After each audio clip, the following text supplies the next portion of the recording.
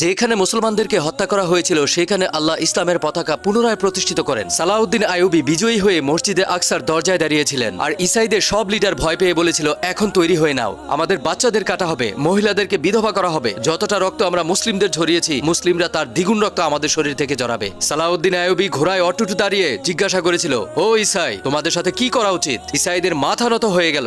সালাউদ্দিন আইয়ুবী বলল, তোমরা একদিনে 70,000 মুসলিমকে হত্যা করেছো, এখন বলো তোমাদের সাথে কি করা উচিত? এটা বলতে বলতে সালাউদ্দিন আইয়ুবের চোখে পানি চলে এসেছিল। তিনি অনেক কেঁদেছিলেন আর বললেন, আমি তোমাদের সাথে ওইটাই করব যা আমাদের নবী করিম সাল্লাল্লাহু আলাইহি ওয়াসাল্লাম মক্কায় কুরাইশদের সাথে করেছিলেন। যাও, তোমাদের কোনো সাজা হবে না, তোমরা মুক্ত।